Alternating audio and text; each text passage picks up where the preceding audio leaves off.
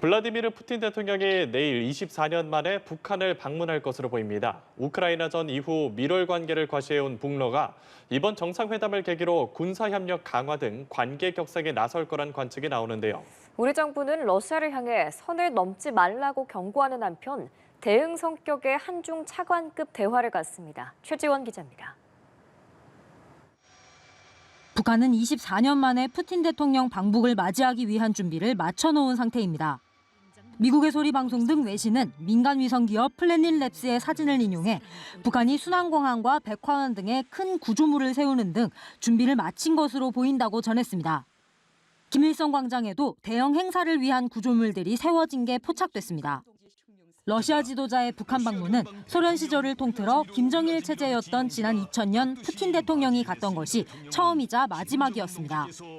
지난해 9월 러시아에서 가진 정상회담 이후 9개월 만에 다시 마주하는 양측이 평양선언과 같은 공동성명 등을 통해 밀착을 과시할 거란 관측이 나옵니다. 전문가들은 지난 95년 폐기된 자동 군사 개입 조항이 부활하기는 힘들 거라고 보고 있습니다. 다만 그에 준하는 수준으로 군사적 협력 관계를 격상하는 방안을 논의할 가능성이 크다고 분석합니다. 지난해 북러 정상회담 당시 보스토친이 우주기지에 갔던 것처럼 우주 분야 교류 협력이나 북한 노동자 파견 또는 식량 지원 등 경제 협력 방안을 논의할 수도 있습니다. 하지만 푸틴 대통령이 북한 핵을 용인하는 듯한 발언을 하거나 대륙간 탄도미사일, 핵추진 잠수함처럼 민감한 첨단 군사기술을 넘겨줄 가능성은 작다는 게 대체적인 분석입니다. 우리 정부는 푸틴 대통령의 방북을 예의주시하면서 방북 결과를 분석해 필요한 대응에 나서겠다는 입장입니다.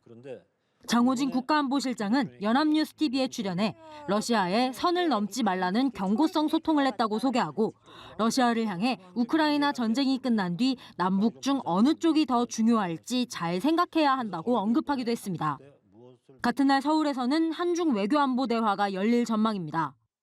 외교가에선 한중이 마주 앉는 것만으로도 상징적 장면이 될 수 있고 한미일 대 북중러라는 신냉전 구도를 활용하고 싶어하는 북한을 견제하는 효과가 있을 것이라고 짚습니다. 연합뉴스TV 최주환입니다.